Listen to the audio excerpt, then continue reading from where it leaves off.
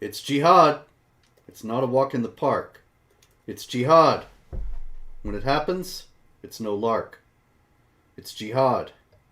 What we need is a spark of the true light to get us out of the dark. And ladies and gentlemen, with us tonight to help us get to that light is one and only Dr. David Wood. And I myself am Robert Spencer, author of the Quran. David, welcome. Author of the Quran and poet laureate of Islamophobes everywhere.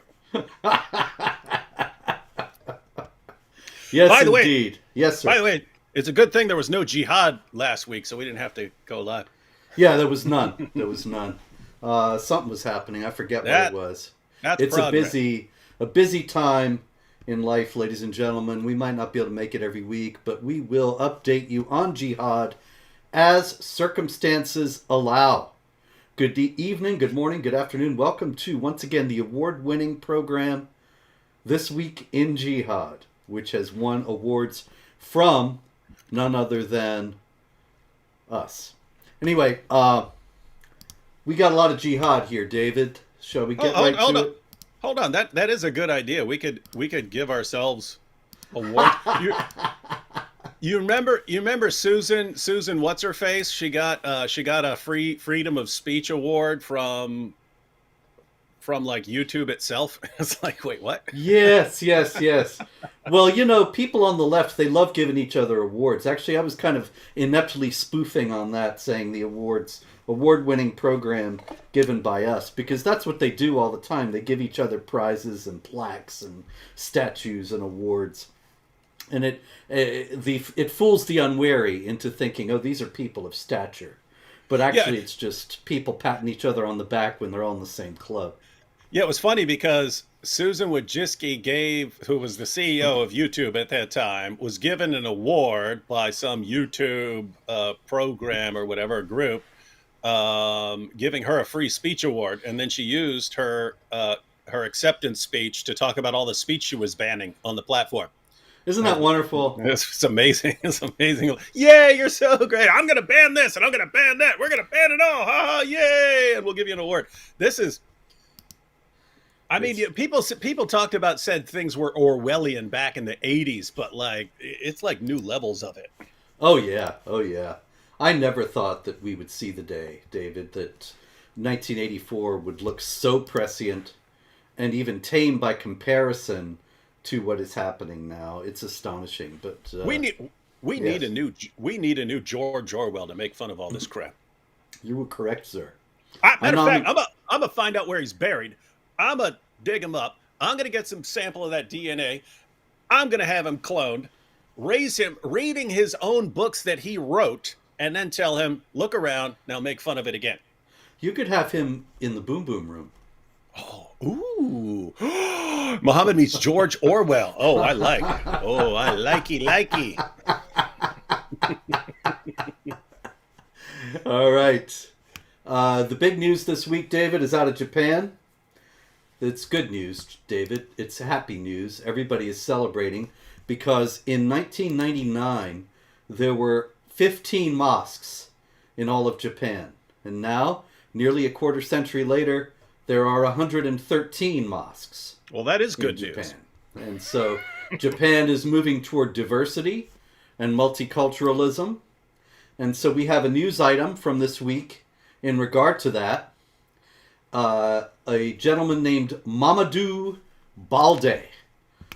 I would have expected his last name to be whatever he say. Okay, I won't stop to explain that. Mamadou Balde. And he lives in Japan, but he is a citizen of the Republic of Gambia. And in Japan, he walked into the Mizuoka Hachiman Shrine in Terumi Ward, Kobe City, which is, of course, named after the great Japanese basketball player Kobe Bryant. And he began to vandalize the place, damage the property, and advising passersby, there is only Allah, so there is no God here. Don't pray here. And that is a little bit of the reward that Japan can look forward to for moving in such a diverse direction and having now 113 mosques, 98 more than it had in 1999. What what's weird is I don't think they'll be terribly worried about that in Japan, because they'll be like, man, we've been fighting Godzilla for decades. You think we're worried about this guy? This guy ripping up a place? Come on.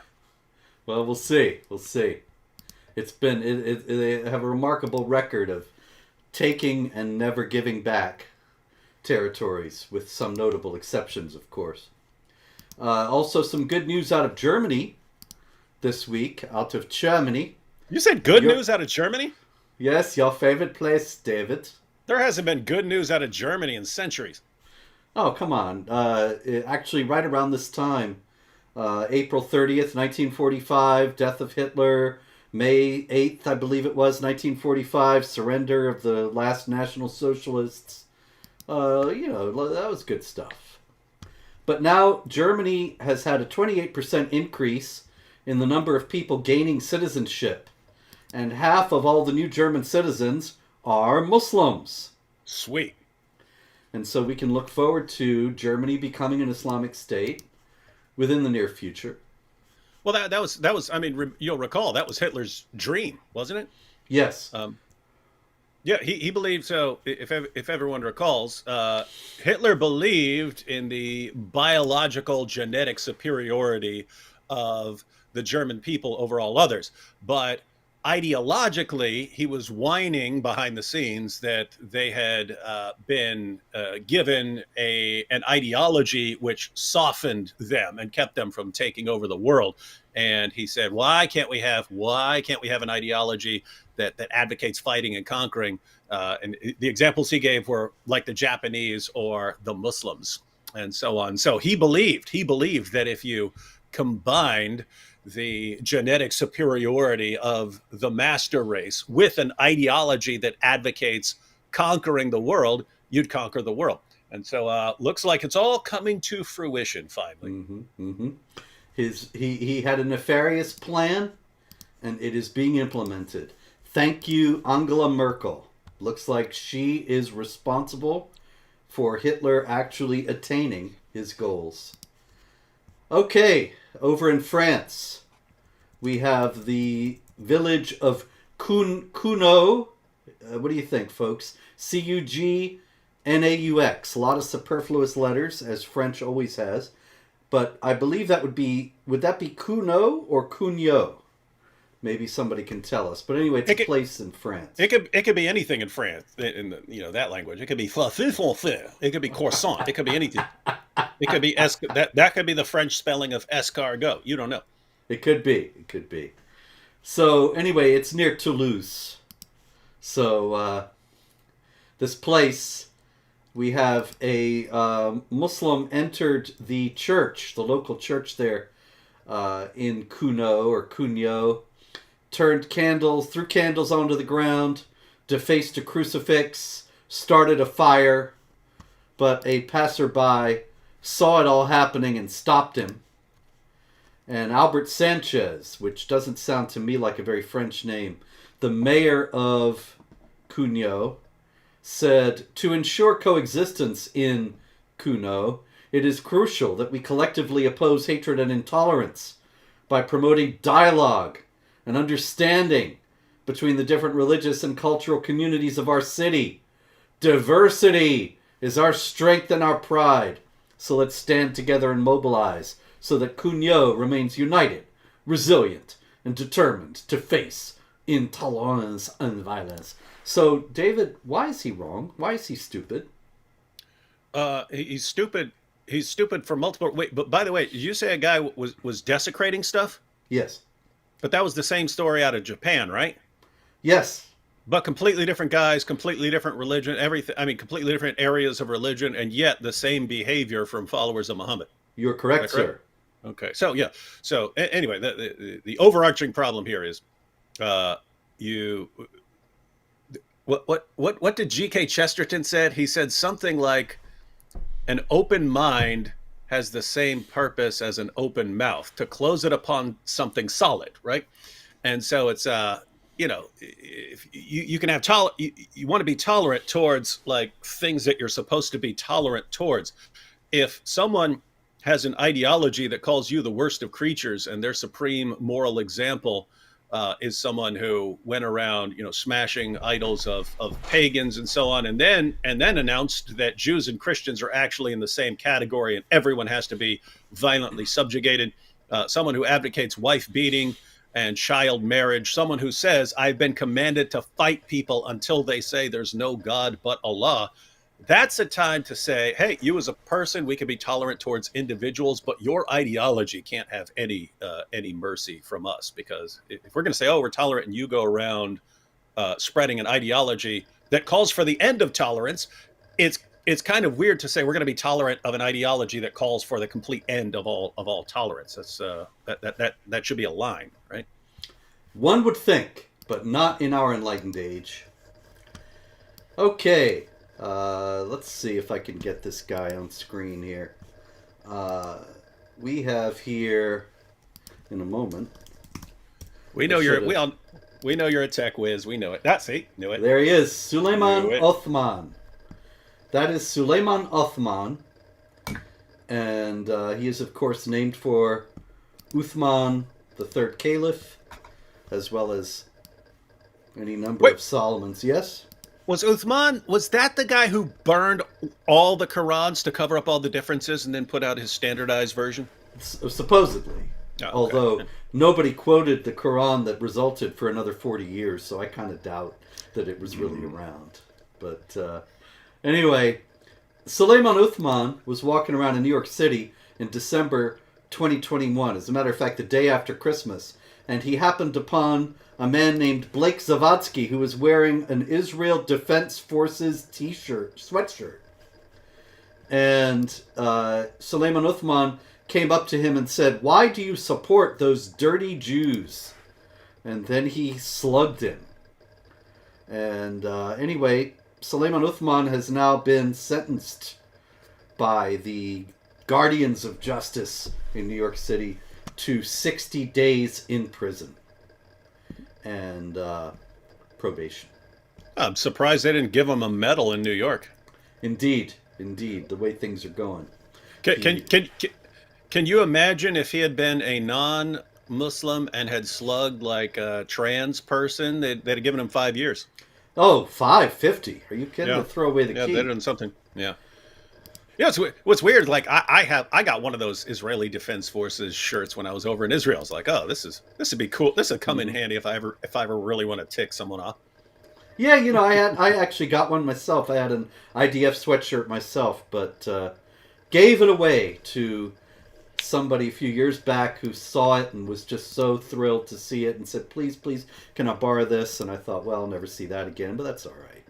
And you were like, I don't wear T-shirts anyway. Yeah, it was a sweatshirt. Okay. I don't wear sweatshirts either.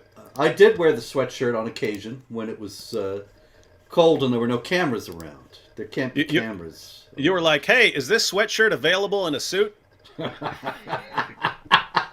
Yes, IDF suits. That's it. You could probably get an IDF tie that would work. Yes. Okay, this guy. Let me see if I can find this guy. I know, David. I actually have a couple pictures ready, and I thought, gee, I can't think of any other pictures to get for this week's show.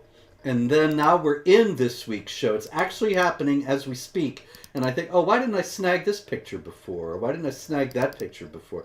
And so you have to pardon me, folks. I'm just not a video guy. Not a... Is this it? There it is. You're too humble, sir. You see, this charming gentleman is an immigrant to Sweden. He's a Swede now. And he is somebody who was actually award-winning. Since we've been talking about giving awards and getting awards, this is a gentleman who was named a democracy ambassador in Sweden. But this photo that I just showed was actually taken by the leader of the Alternative for Sweden party, which is against mass migration. And his name is Gustav Kasselstrand. And the guy was threatening him, threatened to kill him. He said, "You're lucky, it's a public place. Otherwise, I would have beaten you to death. I kill you, he said, sounding like that Ahmed, the dead terrorist." And this is the democracy ambassador. What is the lesson? Huh? Who's he supposed to be an ambassador to? Well, that's a good question. I guess the idea is that he was a model, modern, moderate Muslim, and he was going to go back to the other Muslims and say, "Hey, Sweden's great. We love democracy. Get with the program. Forget about this Sharia business." And and the leaders apparently keep thinking, hey, if we just give people this little title and give them an award, their hearts will melt, Mm-hmm. and they'll Look how his heart melted. Yeah, notice it's the same attitude everywhere, right? Like the West for all these years, even in the Middle East, it was, oh, if we just shower their religion with praise and take out the evil dictators from among them, their hearts will all melt and they'll embrace freedom and democracy and love the West. And we tried that and got ISIS as the response. It was worth a try. Actually, it wasn't. Shouldn't even joke because it wasn't. It was so stupid to begin with. It's like, on the one hand, that view had to die. It just sucks because we're saying, the guys, that's not going to work. You need to look at the ideology and you can see why that is not going to work. And they're like, no, it'll work. It'll work. That's how it works in our heads. Yes. And however things work in our heads, that's how things will work in real life. And then they go, and then of course, thousands and thousands of people killed and lives destroyed and Yazidi girls raped and everything else, all for the ideas of some Westerners put into action. You know what it reminds me of? Like every one of these attempts, because back in biology, we had to study examples of this, but there are all these situations where people show up and they're like, New Zealand, well, this is a nice place, New Zealand. You know what they need here? Some rabbits. Let's bring some rabbits over here so then we can hunt rabbits and then we'll have rabbits. And of course, rabbits there have no natural predators and so on. So they just take over. They ruin the entire ecosystem. The rabbits multiply rapidly. They eat up everything that all the other native species eat. And now the other species have no food. So you got to do something about the rabbits. So you got to bring in other things that will eat the rabbits. But those things don't just eat rabbits. They eat everything else. So you destroy ecosystems. But it's like this continuing habit of here's what makes sense in my head. Now let me go ruin the world for what makes sense in my head. That's very true. That's a very important observation, actually, because it's absolutely true that the Western analysts who got us into Iraq and Afghanistan were assuming a picture of what society was like over there and assuming all kinds of things about Islam and about Sharia that had no basis in reality. They just were what the Western analysts in question wanted to be true. And so they pretended that it was true. And the facts fell by the wayside. And of course, we're still paying the consequences. Okay, this is, just a second here, once again, a picture I should have snagged, but anyway. We don't need to have all the recriminations, David. Really, we should be more forgiving. In any case, we have here, in a moment, this is Church of England primary school in the UK. And what are they learning? What do Muslims do? And who are they learning it from? Muslims. Nice. Now, what I want to know is, this is wonderful. This is really beautiful and multicultural and all that. And this is the Imam Hussein Media Group. And they got invited into the Church of England primary school to teach the young children about Islam. But what I want to know is, when is the presentation on Christianity by Christians at the local Islamic school? Yeah, I mean, me, you and I would take up that invitation, wouldn't we? That would be great. Yes, We'd be happy. We'd absolutely. be Muslims of the world. I mean, how many thousands of mosques are there around the world? Hmm. You heard it here. David Wood and Robert Spence are happy to come in there and give some presentations for you. And Free of you obviously, charge. yeah, we know that tolerance, according to you, isn't just one directional. We know it's not just be tolerant towards you while you exhibit intolerance towards everyone else. So we know you will take us up on that invitation and invite us into your mosques to give our presentations. Um, and you can imagine that class. All right, kids, in that Church of England. All right, kids, repeat after us. La ilaha illallah. You Yes. know that you know what they're La doing. ilaha illallah. Muhammadu Uh, Rasulullah. You okay? Ah, you're all Muslims now, and yeah. you'll die if you ever renounce it. And one parting question about this issue is, this is a Shiite group, so when do the Sunnis get to go in? Oh yeah. Yeah, I mean they're being highly discriminatory here. I don't know how they get away with that. Hey, that would be a funny skit. I'd need a lot of actors, right? But you could make fun of a lot of stupid ideas all in one. So you set it up like a little classroom, and you say how this is a church inviting in some Muslims to teach about Islam, and you have all these little kids sitting in the room, and they're all listening to this presentation. But then another Muslim group runs in and goes, "No, they're from the wrong sect," and they start like fighting. And then like another group comes in, they're like, "No, these are both wrong groups," and they're all like slaughtering each other in the name of Allah in front of the Yes. kids. In front of the kids, yeah. And then the kids walk out and they go, "Wow, now we really understand Islam." Rafidite dogs, you know? I actually was working just today, David. I was working on the new biography of Muhammad that I'm going to be putting out next year, God willing. Muhammad, a critical biography, uh, kind of furthering the historical exploration and examination of the various stories about Muhammad. And I've been going through this book from the 40s, Islamic book, the Sunnah and its, let me see, the Sunnah and its role in Islamic legislation by Dr. Mustafa As-Sibai. Very interesting book. And he says, yeah, there were a lot of forged hadith, a lot of forged stories about Muhammad. The Shiites did it. And he even quotes a bunch of hadith saying the Shiites made up hadith. And then he acknowledges, and then the Sunnis did retaliate. They made up some stuff too. But anyway. Yeah, you're already familiar with Joshua Little and his demolition of all of the hadiths, saying they're pretty much all garbage with some nuggets of information in there, but you got to sort through it because everything in there, according to him, is like massively distorted. Well, that's the argument. At best, yeah. That's the argument I made in Did Muhammad Exist?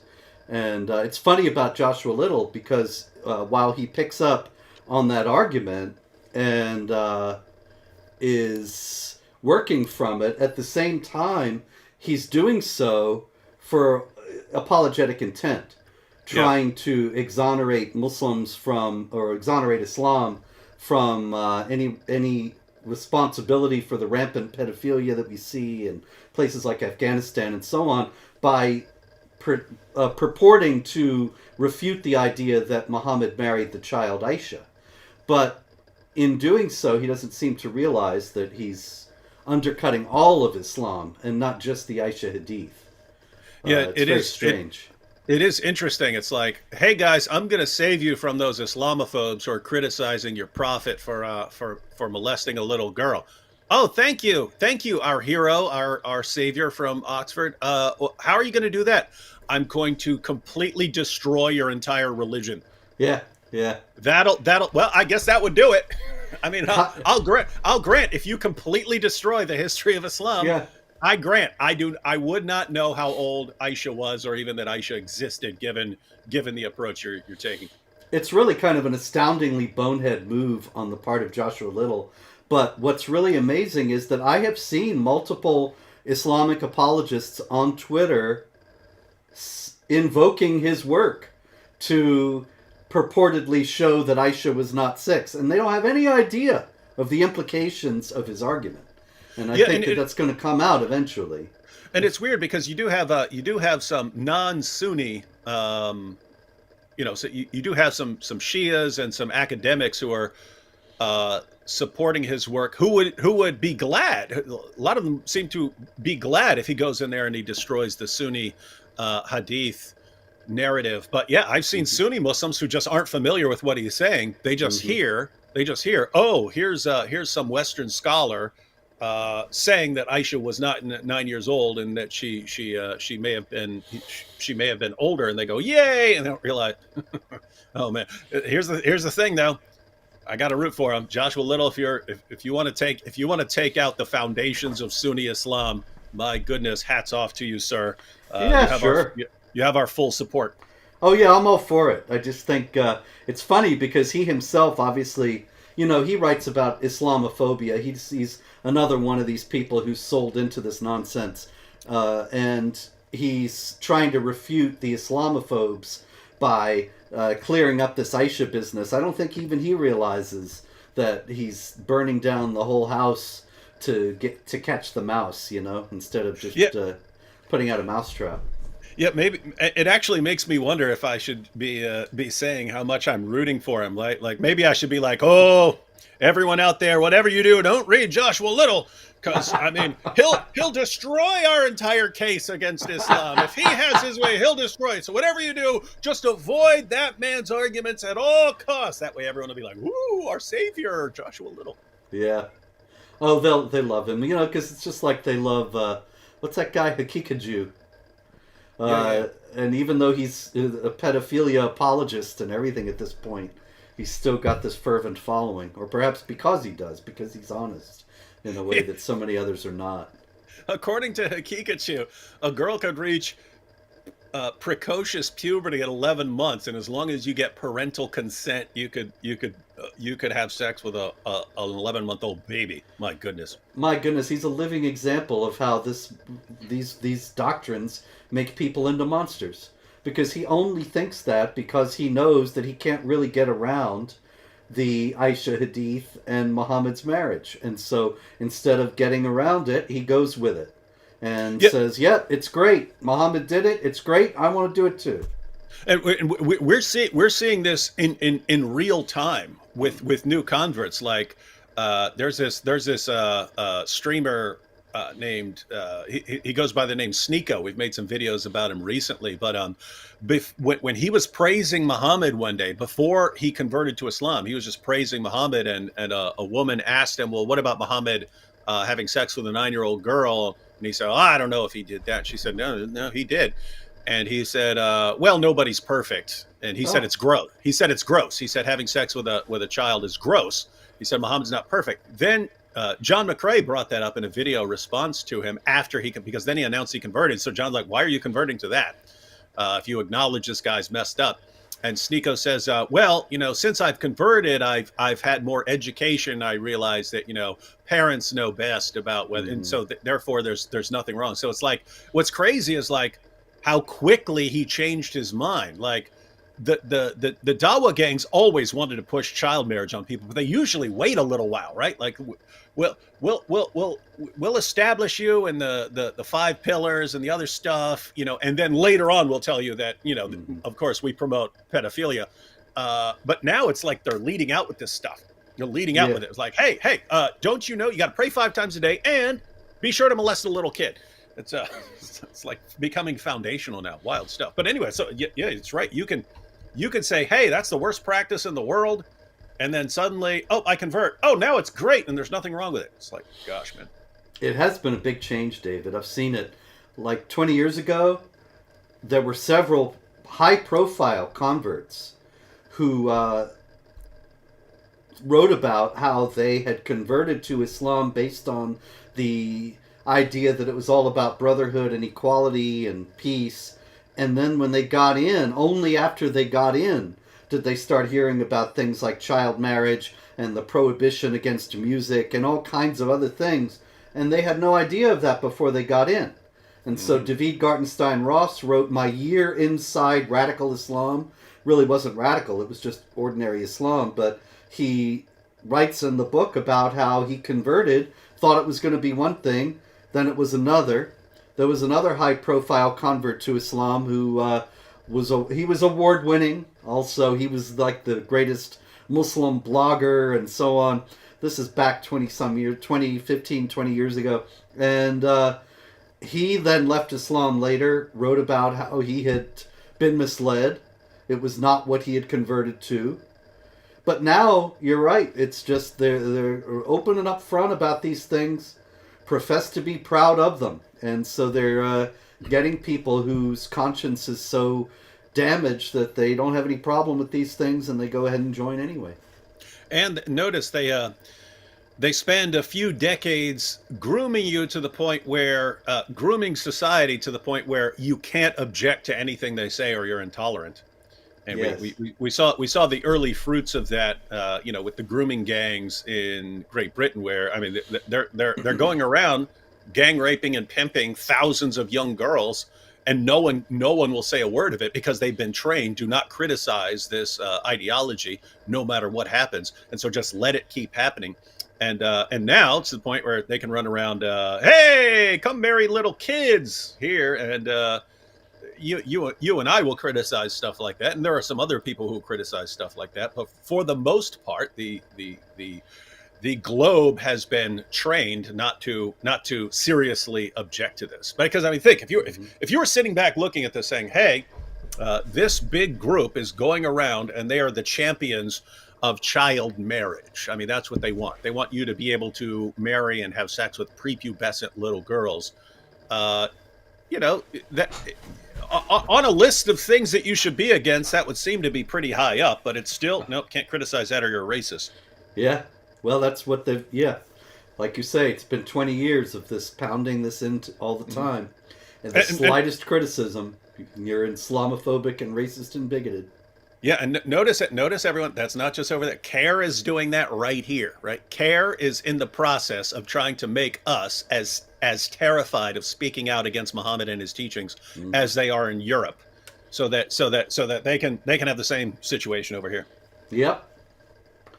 Okay, well, let's go to Europe, David. Not literally.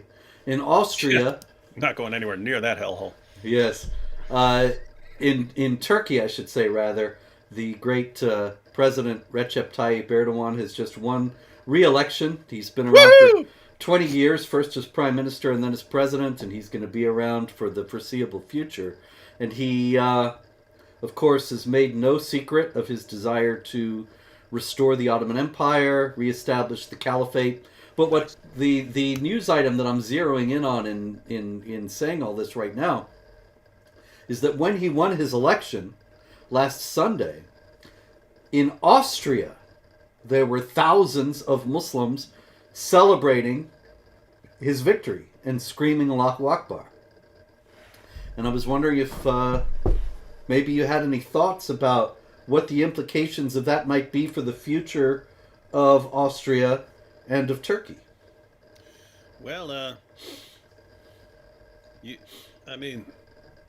if you had an empiricist bone in your body, you'd be looking at this and collecting this sort of thing as data. If you guys are celebrating the guy who wants to renew the caliphate, notice it's the same mindset of people in Austria as when ISIS announced that they're restoring the caliphate, and all of a sudden all these people from France and Great Britain and even the United States and Canada and so on are start going off to join this caliphate. It's like you've got Muslims around the world who are basically waiting.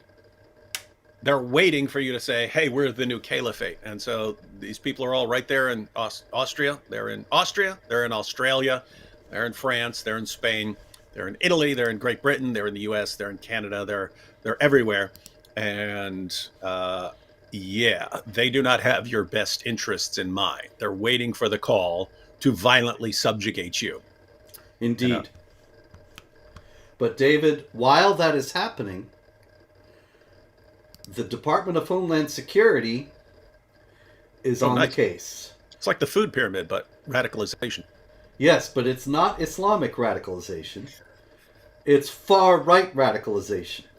Because this is what Is that CBN down at the bottom? Yes, yes, it is. The Christian Broadcasting Network. Wait, Yeah, there's an American flag down there. What is that?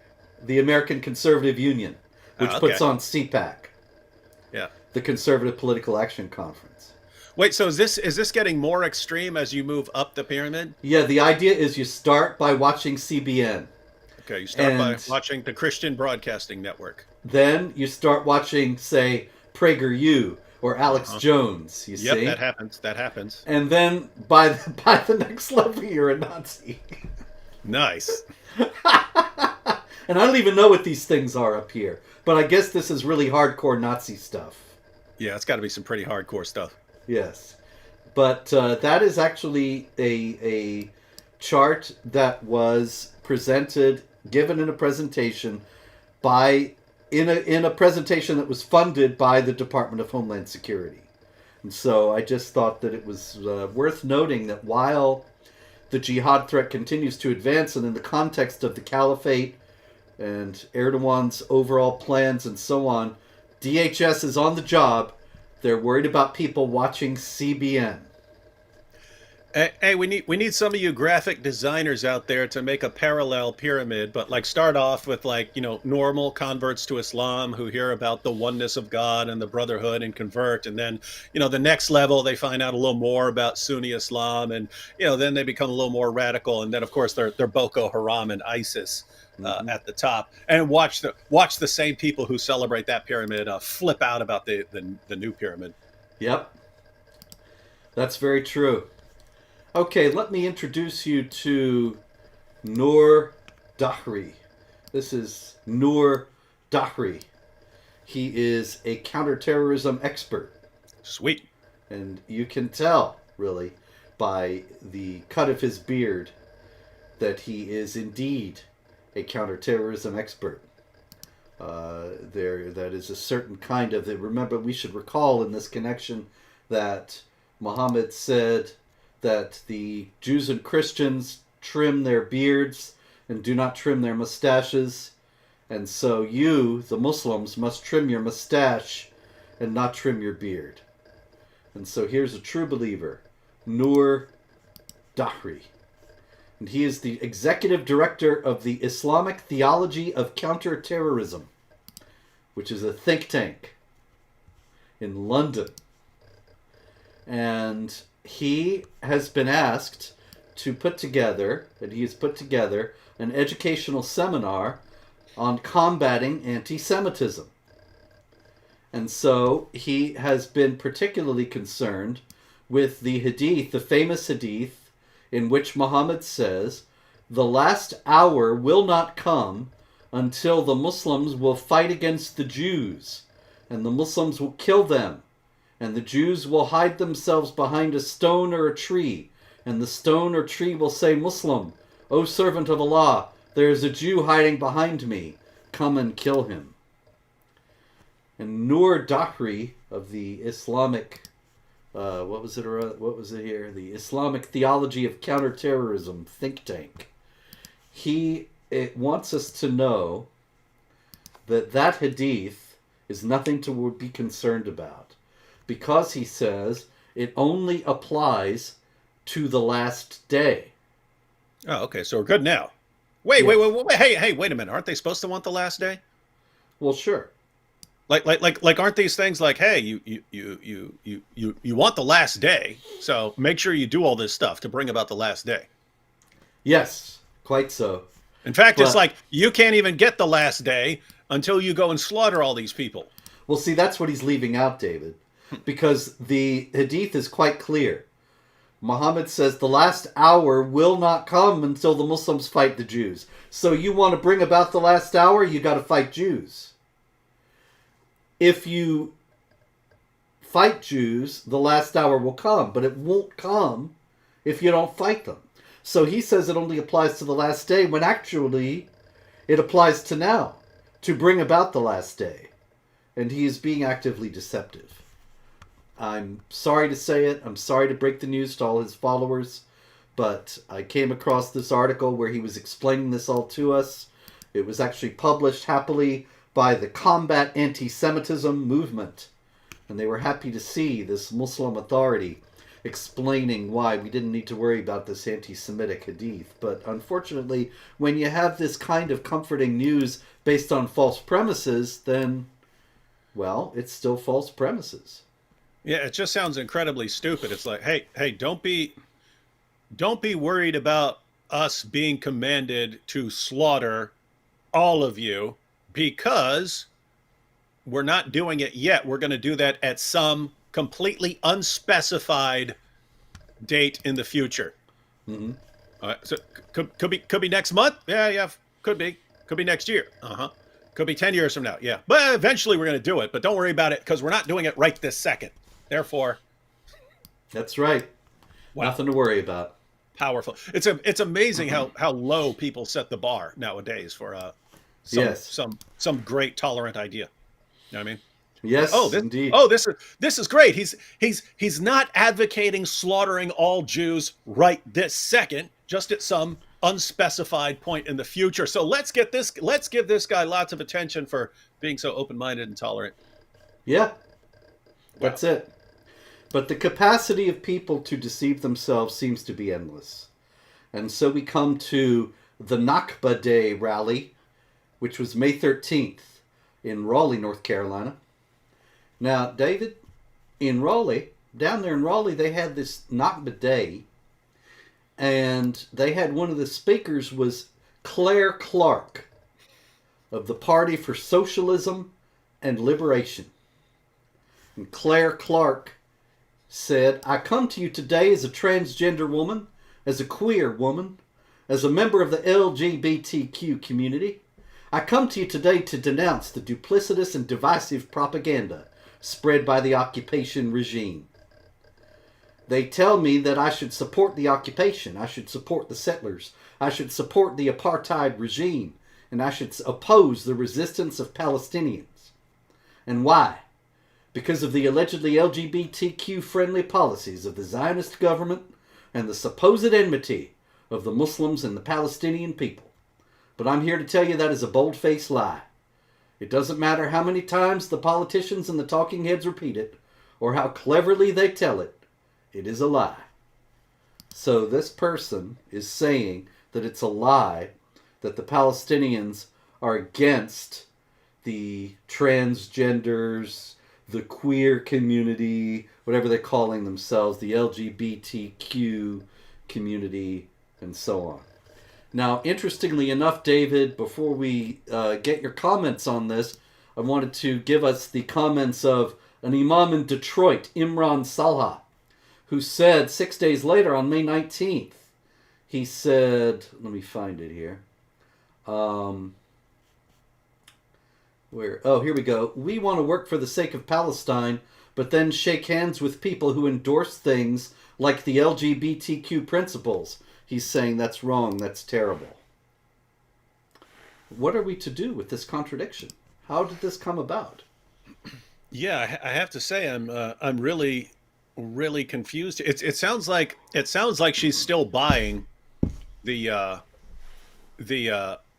alliance of convenience that we had for a while, where you had Muslims were concerned about certain people because they're criticizing Islam, and the left was concerned about some of the same people for criticizing leftist issues, and so they sort of formed this alliance. And the alliance went well as long as they were focused on a common enemy. As soon as the LGBTQ crowd started saying, "Hey, now we want to come talk to your Muslim kids about LGBTQ stuff," then all of a sudden you start getting all these protests, and the alliance completely breaks down. And I guess she hasn't caught on yet that these, at the end of the day, these are the last people in the universe that are going to be on board with the LGBTQ movement. I mean, think, Robert, if you thought about everyone in the world, there are all sorts of people who are going to oppose LGBTQ stuff. At the people who actually just want to slaughter them all, right? That's one group. That's one group, and it just happens to be the same group that these trans individuals are ready to defend to the death. It's fascinating stuff. It's very strange, yes. It's a strange psychological phenomenon. But I did want to emphasize at this point before we move on that I am not endorsing all that business. Quite the opposite. I think this trans madness is absolutely a societal corrosive and a collective insanity. But I'm not in favor of killing anybody. And this is the difference. There are a lot, I know that probably even though I have said that I'm still going to get 100 angry emails from people saying, "How could you endorse this transgender business?" I'm not endorsing it. I'm just saying that this person is completely out of touch and completely involved in a fantasy by thinking that the Palestinians are going to be supportive of all that. Yeah, and I've talked about this a bit before in other contexts. It's like, you could, if you see a person who wants to transition from female to male or male to female or something like that, one group says, yeah, they basically agree that if you feel like that, then you're like a woman trapped in a man's body, and therefore you should change your body. On the other side, you have people who think it's like a mental disorder. It's gender dysphoria or something like that. But notice, even if you think someone has a mental disorder, you don't hate the person for that. Indeed. You don't say, I hate you and I despise you for having a mental disorder. Like you think, okay, you have some sort of problem. So the point is, either view, you shouldn't hate a person and want to kill that person over that sort of thing. So with me, it's like, okay, I'm not gonna hate a person for this. I would kind of draw the line at, okay, yeah, you do need to not be doing that to kids. The moment anyone starts targeting kids for stuff, whether it's the Dawa guys saying they want to marry and have sex with the kids, or people wanting to chop parts off the kids, that's a line. And notice it's the same with both groups, and this may be why they're on the same page so frequently. They both want to force everyone else to never disagree with them and to celebrate everything they say. That's it. And so it's not just, hey, be tolerant towards us, don't kill us. It's no, you have to openly celebrate what's going on. And so those be, I don't trust anyone who says that, right? Mm-hmm. If it's hey, there's this big area and there's plenty of room for disagreement here, but you don't get to disagree, and we'll crush you if you disagree. In fact, you can't just not disagree. You have to be openly proclaiming your support for us, or we're out to destroy you. I do not trust those kinds of groups. So it's interesting that the two groups that are completely, you are talking complete opposite ends of the spectrum, they are nevertheless completely united in their desire to control everyone else in the world. Absolutely. And so I don't know, maybe that's why they keep ending up on the same page of things, because it's they look out at the world and there's all these people who don't want to be controlled like that, and those are the enemies, right? All those other people are the enemies. So like, hey, we're united in our effort to completely subjugate everyone else to our position. That's it. Okay, in France, David, we had a curious incident. A statue of the Virgin Mary, as you can see in the photo, decapitated. Nobody really knows who could have done this. It's a mystery. And people are scratching their heads, trying to figure out, because the perpetrator has not been caught. Now, David, do you think there's any kind of ideology or belief system or group that might actually be in favor of doing such a thing? In theory, any nutcase could do certain things, but sure, I'm aware of one group that's actually commanded to do something like that, and so probability-wise, you might want to think about that. Right? Indeed, we have decapitation. We have when you meet the unbelievers, strike the necks. We have the fact that it's representational art, which is forbidden in Islam. We have also the fact that it is a person who is the object of religious veneration, which was considered tantamount to idolatry. And so that's three reasons why a Muslim might object to such a statue and want to destroy it. Interesting story out of Mauritius in the Indian Ocean to the right of Madagascar. if you happen to be in that neighborhood, David, you could drop by. But they were showing this movie, The Careless Story. And The Careless Story is about women who were recruited for jihad and joined ISIS. And this is a story about ISIS, which is supposed to have nothing to do with Islam, and yet somehow Muslims are angry about it. And so in Mauritius, they showed how peaceful Islam is by threatening to bomb the theater if they showed The Careless Story. Now I really want to see it. Yeah, I think it's got to be good. In fact, I really want to see it, and I want to make a review about it. Indeed. I've actually been looking around for where to see it, but it hasn't had a...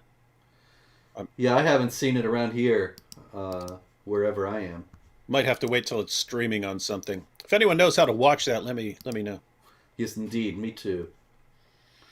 All right. What else do we have here?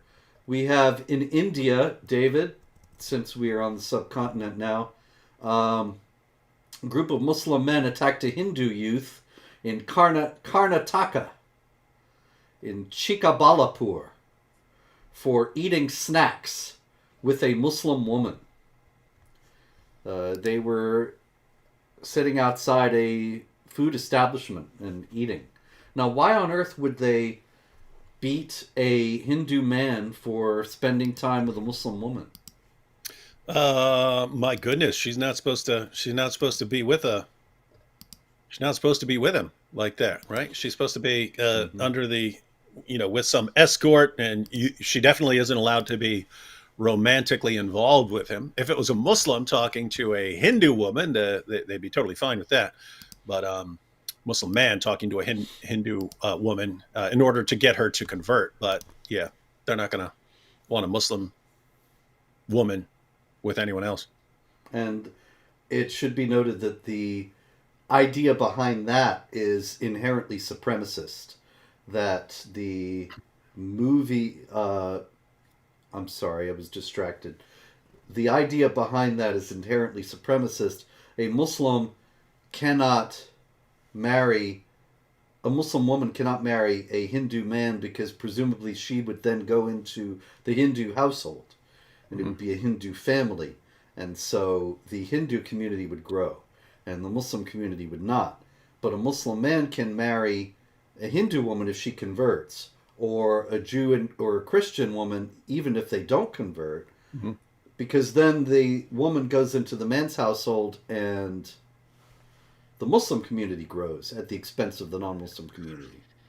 Yeah, the idea, the concept is taking over. They view it as taking over the reproductive capabilities of the unbelievers. You're taking over their reproductive capabilities and using it to build your future army. That's it. And you do it just by getting them to fall in love with you. But they're not going to let that work in reverse. Right, because then wrong community grows.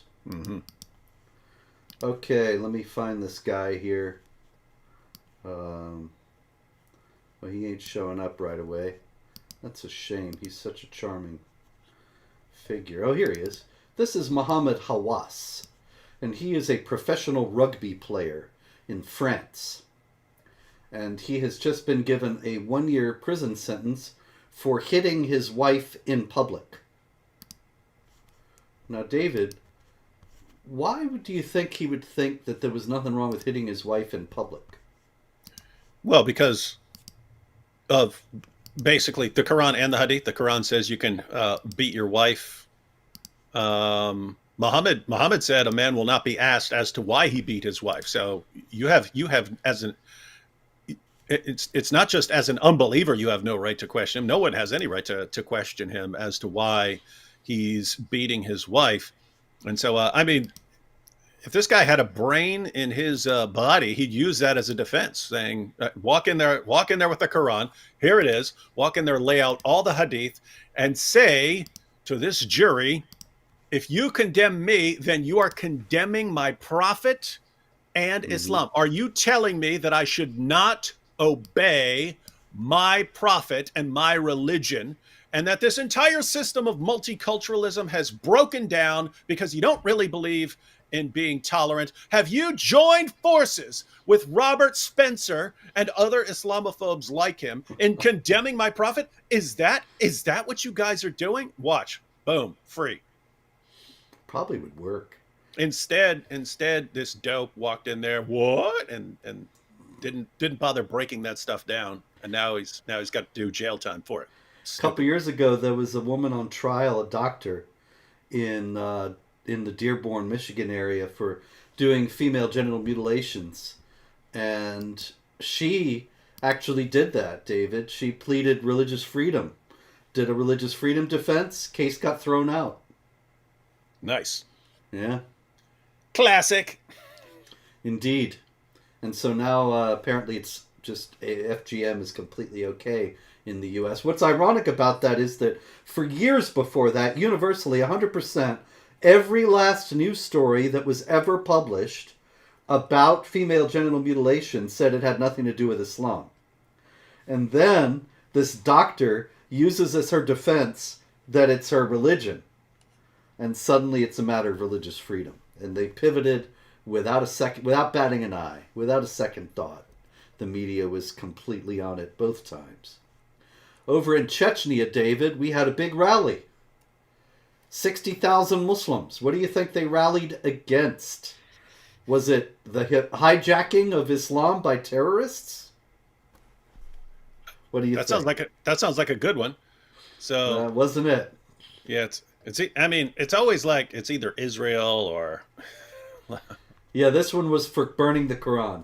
Oh yeah. There's only like three things that they ever protest, like something about someone making fun of Muhammad, and that'll generate protests. Burning the Quran, that'll generate protests, or something to do with Israel. So pretty short list of things that enrage them. But yeah, slaughtering people in the name of Allah, mass kidnappings, like happened in Nigeria and stuff like that. That stuff only generates a lukewarm, oh yeah, but we disapprove of that. Now let's move back to condemning Islamophobia. Oh yeah. And in fact, that stuff also generates, okay, we understand that tons of people were just murdered in the name of Allah, but the thing we really need to focus on now is the backlash that could result if we don't silence everyone about this right now. Backlash. Always there. It's always there. It's right outside the door, like the boogeyman. It is. It's very scary. David, strange story out of Afghanistan. Taliban. Wait, is someone happy? That'd be a strange story. That would be. But this one actually reminded me of these propagandists, and especially how they debate, because the Taliban actually has been amassing troops on the Iranian border with Afghanistan because there's a water dispute between Afghanistan and Iran. And the Taliban commander said, Abdul Hamid is his name, and he said, if we get the order, we will conquer Iran within 24 hours.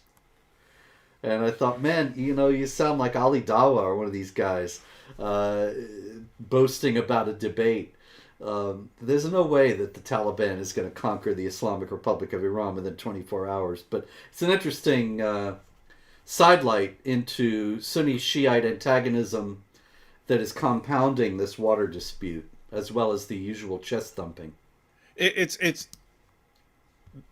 is very, very interesting because, think about, you can't have two more massively dysfunctional countries going at war right now. Yeah, it would be interesting. And so you've got Afghanistan, which has, of course, been crumbling because they're led by the Taliban. But with that said, you have a lot of seasoned warriors who can live in some very rough conditions. And they've been lamenting that they don't have, they can't fight anymore. They're like, it was so fun when we were jihadis. Now we have to run a country. This sucks, right? So there's some of those guys that would be happy to go out and fight. Oh yeah, they'd love it. Although, and then in Iran right now would, I think there are people in Iran who would love a war to distract from the women saying they don't want to wear hijabs anymore, because then if you're at war, you can just quietly go slaughter all these women and no one's going to pay attention because you've got this big war going on. So yeah, I don't know. Something could kick off. They both got things they want to distract everyone else from by fighting. Mm. Like, hey, if we're fighting a war, then you all will ignore how much things suck in our country. They could even blame the Taliban, actually. If they had a war, they could kill a lot of the women who are protesting and say that the Taliban went into a girls' school because they like Talib- doing that. Taliban jihadis got them, ladies. Hmm. Don't blame us. Could happen. All right, just very briefly now, and I see we got to wrap up here, but I did want to note that the jihad is still raging very heatedly in West Africa and Central Africa. We had a massacre of 50 Christians and the displacement of 500 more in Nigeria. That is all just the same thing we've discussed before about ultimately expelling the Christians from the land altogether, making it completely Islamic. This is what happened historically to North Africa, Egypt, the Middle East. This is why they are overwhelmingly Islamic today. Well, Burkina, yes? I'm confused, Robert, because I only heard this from you, and I didn't hear this from anyone else. So how's this even possible? I mean, I Yeah. know that if 50 Muslims had just been slaughtered by Christians, I would have heard this all day, every day for the past week. But I don't hear a peep. I don't hear a peep whenever you talk about Christians getting slaughtered. That's right. Doesn't Weird. fit the narrative. The media narrative is all about Christians being oppressors and racists and Muslims being victims. And so when you have Muslims being the perpetrators and Christians being oppressed, it just does not exist. And that's why we have This Week in Jihad, ladies and gentlemen, to bring you the news that the establishment media does not dare or does not deign to bring you. So this has been another exciting episode. We thank you for being with us. Pray, hope, and don't worry. And next week, God willing, we will be back again. Unless, of course, we see the true religion of peace assert itself and there is no more jihad. So we'll see. Fingers crossed. Indeed.